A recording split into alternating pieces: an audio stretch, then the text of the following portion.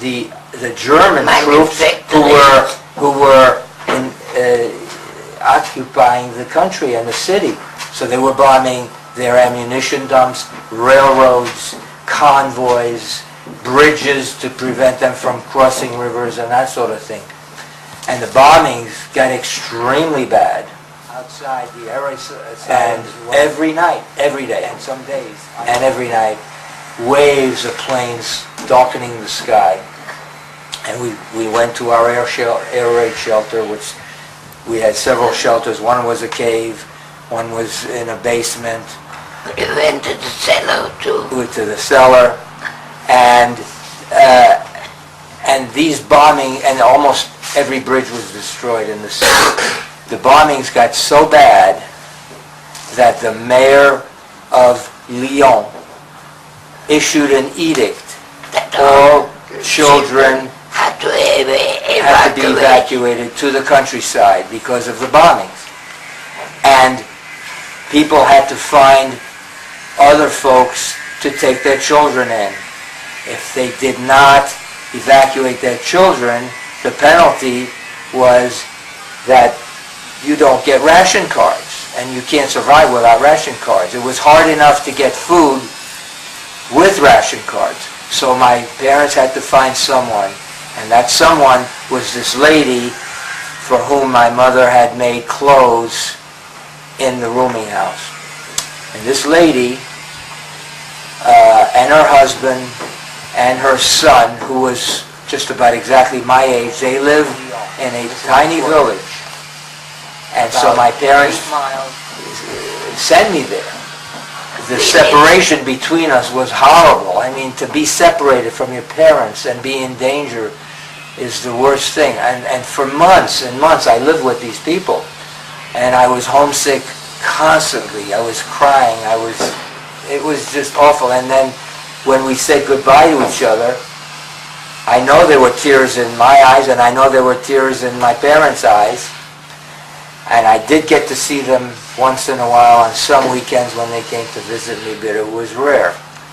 So I went to this village. The village was a small one on top of a large hill. The village only had 500 people living there. And this lady was the director of the school. But it was only a 2-room schoolhouse. Basically, she taught the girls and a man taught the boys. And that was it. And as a director of school, she was given permission to live in the main... So this lady was the girls' school teacher, and there was a man who was the boys' school teacher. And her husband was... Okay. What my parents did not know when they sent me to this place was that it was really going to be more dangerous than having stayed in Lyon where there were bombings every day. Do you remember how many Jewish boys and girls were coming out to the countryside? I have no idea. I don't know, but the edict applied to all children, not just Jewish children. Applied to any kid.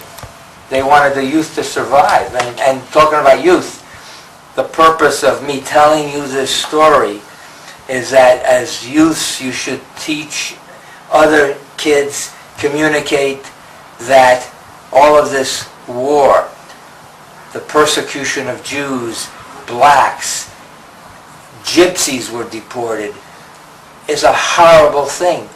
And we don't ever want that to happen again. So you got to tell your friends and communicate that this is an awful thing, and you don't want it to happen. Hate is terrible. Of people because of religion or the way you look, that was the thing. And by the way, in Lyon and in Marseille, I told you about the roundups. The roundups were conducted by the Gestapo. The Gestapo, in case you don't know this, were the German, basically secret police. They were very cruel, and they had the power to arrest anybody, and they surrounded the area, or they came to your door and knocked on it. They didn't like you. They didn't like your face. Your papers were not in order, or whatever reason, you were arrested. And the Gestapo had that power, and they could kill you. And many people actually were shot and killed on the street or in their apartments. That happened to one of my father's parents. Do you remember your closest encounters with the Gestapo?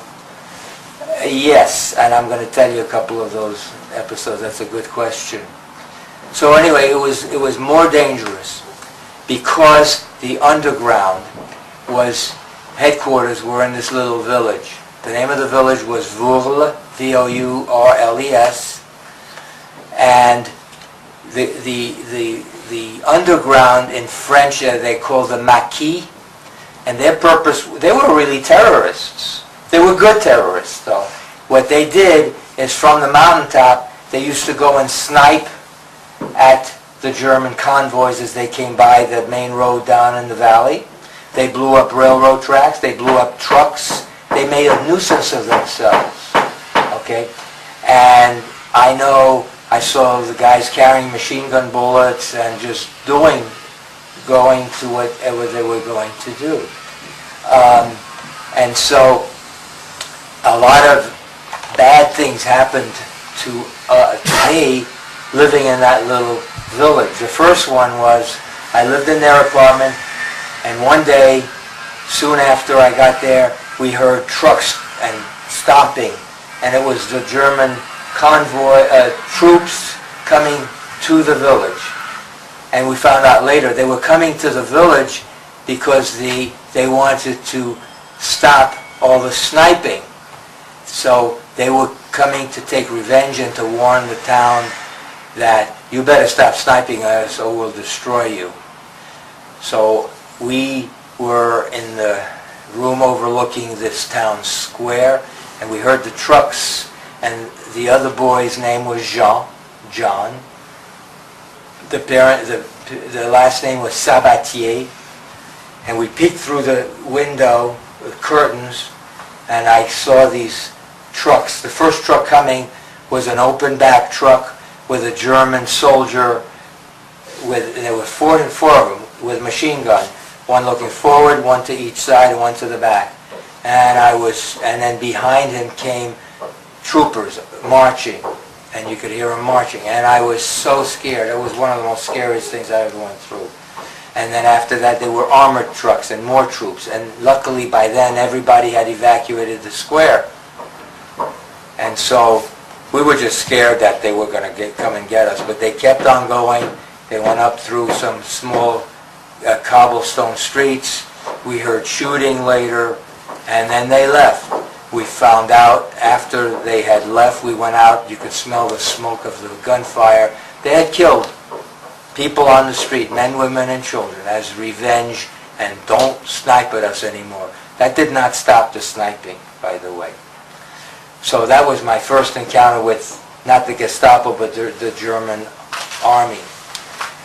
Now, we had other episodes.